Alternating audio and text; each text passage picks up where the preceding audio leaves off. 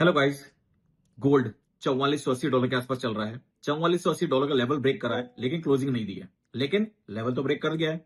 उछाल अगर मिलता है तो बिकवाली की ही सलाह रहेगी। सबसे बड़ा रीजन ये है कि ये आपको आसानी से कमाने नहीं देगा। इतनी आसानी से गोल्ड के अंदर कोई बड़ी गिरावट आने नहीं देगा। कोई भी उछाला मिलता है तो रेजिस्टेंस के आसपास बिकवाली करना ज्यादा बेटर रहेगा। अभी हम बात करें इंटरनेशनल मार्केट की, कॉमेक्स डिवीजन की। कॉमेक्स डिवीजन के अंदर 4480 का लेवल तोड़ दिया है, काफी क्रूशियल सपोर्ट तोड़ दिया है। अब आप इस चार्ट देखिए। इस चार्ट के अंदर क्लियरली आपको दिख रहा है एक ट्रायंगल पैटर्न बना हुआ है। ये ट्रायंगल पैटर्न इंडिकेट कर रहा है कि आने वाले टाइम में जो गोल्ड प्राइसेस है उसके अंदर बड़ी गिरावट देखने को मिल सकती है और नीचे में 4050 से 3900 और उसके बाद और ज्यादा एक्सटेंस होती है तो ये $3600 तक के टारगेट देखने को मिल सकते हैं। ये थोड़ा सा सपोर्टिव लग रहा है। इसका रीजन सबसे ज्यादा जरूरी है ये समझना कि यूएस का 10 ईयर बॉन्ड क्या बोल रहा है। यूएस का 10 ईयर बॉन्ड की अगर बात करूं तो वो अभी चल रहा है 4.60 4.65 के आसपास। 4.80 का लेवल बहुत ध्यान से देखिएगा। अगर 4.80 का लेवल अगर ब्रेक करता है तो आने वाले टाइम में आपको 6 तक के टारगेट्स यहां पे देखने को मिल सकते हैं। 6 मतलब होता है 6%। ईल्ड जो है 10 ईयर्स बॉन्ड जो ईल्ड है वो 6% तक जा सकती है। अगर 6% के लेवल को क्रॉस करती हुई नजर आई तो यूएस इकोनॉमी पे एक भारी प्रेशर दिखता नजर आएगा। आज यूएस की तरफ से, फेड की तरफ से टेस्टिमोनीज है, टेस्टिमोनीज के अंदर क्या निकल के आता है वो तो देखना होगा। लेकिन एक्सपेक्टेशन अब मार्केट की चल रही है कि रेट कट तो नहीं होगा, लेकिन रेट बढ़ाया जा सकता है। अगर क्रूड ऑयल की प्राइसेस गिरती नहीं है, अगर मार्केट के अंदर प्रेशर बना रहता है, अगर मार्केट के अंदर वॉर वाली सिचुएशन जो बनी रहती है और क्रूड ऑयल के प्राइसेस आने वाले टाइम में एक बड़ी तेजी दे सकते हैं, तो मान के चलिएगा कि गोल्ड प्राइसेस के अंदर आपको तेजी देखने को मिलेगी। शॉर्ट टर्म की बात करें तो शॉर्ट टर्म में यहां पे गोल्ड के अंदर कोई भी उछाल अगर मिलता है वापस से $4550, $4580, $4630 तो बिकवाली की ही सलाह रहेगी। गोल्ड में तेजी तब तक नहीं करेंगे जब तक ये 4900 का लेवल ब्रेक नहीं करता है। ये मैं आपको पोजिशनल ट्रेड बता रहा हूं। यहां पे मैं आपको पोजिशनल लेवल्स आपको क्रिएट करके दे रहा हूं। ट्रेड भी नहीं है, ये पोजिशनल लेवल्स हैं। ट्रेड जो होते हैं वो इंट्राडे बेसिस पे अलग होते हैं, पोजिशनल बेसिस पे अलग होते हैं, शॉर्ट टर्म ट्रेड्स अलग होते हैं, वो बात नहीं कर रहा हूं। लेकिन एक चीज समझने वाली बात है कि आपको ऊपर के लेवल पे फंसना नहीं है। कोई भी तेज उछाला मिलता है 4600, 4630, 4550 कहीं से भी अगर रिवर्सल मिलता है तो वहां से बिकवाली करना ही बेटर रहेगा। उछाले पे बिकवाली करना ही बेटर रहेगा। खरीदारी की कोशिश मत करिएगा। आने वाले टाइम में एक बड़ी गिरावट यहां पे देखने को मिल सकती है। जिस तरह से बॉन्ड यील्ड बता रहे हैं, जिस तरह से गोल्ड का चार्ट बता रहा है, तो दोनों के चार्ट ऑलमोस्ट सिमेट्रिकल दिख रहे हैं, ऑलमोस्ट एक जैसे दिख रहे हैं। तभी यहां पे एक्सपेक्टेशन है कि गोल्ड के प्राइसेस ज्यादा गिरेंगे एज कंपेयर टू सिल्वर।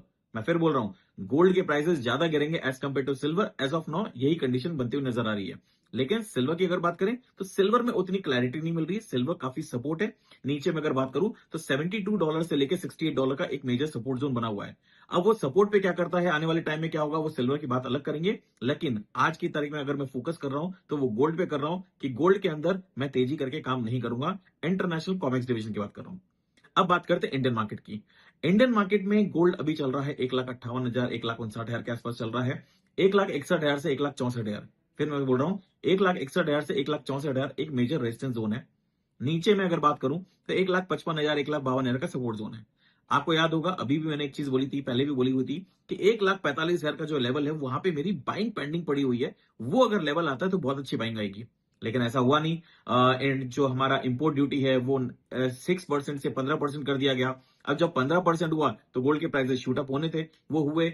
अब यहां पे सिनेरियो जो है वो अलग तरीके से निकल के आ रहा है कि इंटरनेशनल मार्केट के अंदर गोल्ड गिरेगा तो डेफिनेटली है कि यहां पे जो इंडियन मार्केट का गोल्ड है वो भी प्रेशर में रहेगा। लेकिन फिर वही बात, रुपया रुपया हमें लगातार कमजोर दिख रहा है।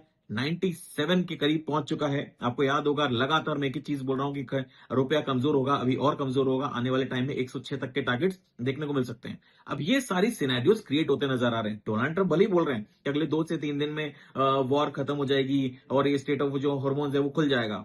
लेकिन ईरान की तरफ से कोई क्लैरिटी नहीं है। जो भी स्टेटमेंट्स आते हैं वो सिर्फ और सिर्फ डोनाल्ड ट्रंप की तरफ से आते हैं। इस चीज को समझना बहुत जरूरी है। अब मार्केट के अंदर ये खुलता है नहीं खुलता है वो अलग कहानी है। लेकिन स्टेट ऑफ हॉर्मोन्स नहीं खुलने से सबसे ज्यादा बेनिफिट किसको है? सबसे ज्यादा बेनिफिट अगर किसी को है तो यूएस को ही है, क्योंकि उसकी जो प्रोडक्शन कॉस्ट है वो 70 है और वो हायर प्राइस पे क्रूड ऑयल सेलिंग करने की कोशिश कर रहा है। मैंने पहले भी बोला है, ईरान की तरफ से स्टेटमेंट आया था $200 क्रूड ऑयल, डोनाल्ड ट्रंप की तरफ से आया था $200 क्रूड ऑयल। अगर इस तरह की सिचुएशन होती है तो समझिएगा कि ग्लोबल मार्केट में किस तरह की टेंशन और किस तरह का पैनिक क्रिएट होगा। नाटो ने बोला है कि हम जुलाई के अंदर स्टेट ऑफ हॉर्मोन्स के अंदर एंट्री करेंगे। जुलाई क्यों इतना वेट करना, आप जून में क्यों नहीं कर रहे हैं? मतलब ये है कि जून तक ये चीजें एक्सटेंड हो सकती हैं और शायद आने वाले टाइम में जुलाई तक भी एक्सटेंड हो सकती हैं। अभी कोई भी स्थिति से क्लियर नहीं है। आपको सिर्फ और सिर्फ लेवल्स के हिसाब से ट्रेड करना है। गोल्ड में नीचे के लेवल पे आपको सेल नहीं करना है, उछाले पे ही सेल करना है। नीचे के लेवल पे सेल करके फंसने की कोशिश मत करिएगा। स्पेशली अगर मैं बात करूं तो कॉमेक्स डिवीजन के अंदर ज्यादा क्लियर दिख रहा है as compare to Indian market. Indian market के अंदर रुपए की जो कमजोरी है शायद वो गोल्ड के अंदर बड़ी गिरावट का मौका ना दे। लेकिन डेफिनेटली $3600 तक अगर गोल्ड आएगा तो इंडियन मार्केट में भी 1,45,000 तक गोल्ड आ सकता है। लेकिन ये कहानी अलग अलग तरीके से चल रही है। प्लीज बिना सोचे समझे मार्केट में ट्रेड मत करिएगा। इतनी आसानी से गोल्ड अभी पैसा देने वाला नहीं है। लेकिन बाकी बात करूं, बेस मेटल्स अभी मुझे पॉजिटिव लग रहे हैं। वहीं अगर मैं बात करूं तो सिल्वर की प्राइसेस नीचे से काफी अच्छा सपोर्ट ले रही है, तो वापस से उछाल देखने की उम्मीद लग रही है। जरूरी नहीं है कि गोल्ड सिल्वर एक जैसा चले। कभी कभी ये भी हो सकता है कि गोल्ड प्राइसेस नीचे रहें और सिल्वर के प्राइसेस ऊपर की तरफ ही टिके रहें। तो गोल्ड सिल्वर को अलग अलग नजरिए से देखिए। साथ ही साथ M6 गोल्ड और कॉमेक्स गोल्ड को अलग नजरिए से देखिए। M6 सिल्वर और कॉमेक्स सिल्वर को अलग नजरिए से देखिए। अभी वो समय नहीं है जहां पे आप पैरिटी में बैठाएं। पैरिटी बैठाने वाला समय नहीं है। क्यों नहीं है? उसका सबसे बड़ा रीजन ये है कि अभी सिल्वर के ऊपर रिस्ट्रिक्शंस लगाए इंडियन गवर्नमेंट ने। इंडियन गवर्नमेंट ने गोल्ड के ऊपर इंपोर्ट ड्यूटी बढ़ाई है। अभी बहुत सारी चीजें और निकल के आ सकती है। इन सभी चीजों को ध्यान में रखना बहुत जरूरी है। इसलिए बिना सोचे समझे बिल्कुल भी ट्रेड नहीं करना है। कोई भी ट्रेड अंकित कपूर बताए या मार्केट में कोई भी बताए, बिना स्टॉप लॉस के मार्केट में ट्रेड नहीं करेंगे, क्योंकि कोई भी मार्केट के अंदर एक न्यूज बहुत बड़ा इंपैक्ट डाल सकती है। पोजीशन हैवी होती हैं। आप लोग छोटी पोजीशन नहीं बनाते हैं। इसलिए मेरा मानना यही है कि समझदारी से ही काम करिएगा। फालतू के ट्रेड्स मत लीजिएगा। शाम को 5 बजे तक करेंसी का मूवमेंट खत्म हो जाने दीजिए, उसके बाद ही अगर ट्रेड करेंगे वो बेटर होता है। एक स्टार्टिंग से कूदने की जरूरत नहीं है कि सुबह सुबह 9 बजे से या 10 बजे से मार्केट के अंदर ट्रेड करना स्टार्ट कर दिया। मार्केट है, टाइम दीजिए, 80% एनालिसिस करिए, 20% ट्रेड करिए। फालतू के ट्रेड्स करने की कोशिश मत करिए। मार्केट वॉलेटाइल रहने वाला है। बहुत दिन से हम देख रहे हैं कहीं भी ओपन इंटरेस्ट डेवलप नहीं है। मार्केट में ओपन इंटरेस्ट डेवलप होता हुआ नजर नहीं आ रहा है। अगर ओपन इंटरेस्ट डेवलप होगा तभी हमको कोई कंडीशन मिलेगी। मार्केट कल गिरा, सिल्वर प्राइसेस कल गिरी शाम को, जैसा कल मैंने सुबह बताया था कि शाम को 5 बजे तक कुछ ट्रेड नहीं करेंगे। 5 बजे तक मार्केट के 5 बजे के बाद ही मार्केट के अंदर गिरावट देखने को मिलेगी। गोल्ड के अंदर गिरावट आई, सिल्वर के अंदर गिरावट आई, लेकिन वापस से आज उछाल देखने को मिल रहा है। तो यहां पे हम देख रहे हैं रात को 11 बजे जब हम आपको ओपन इंटरेस्ट वॉल्यूम मार्केट का अपडेट करते हैं, वहां पे आप भी देख रहे हैं कोई पोजीशन डेवलप नहीं हो रही है।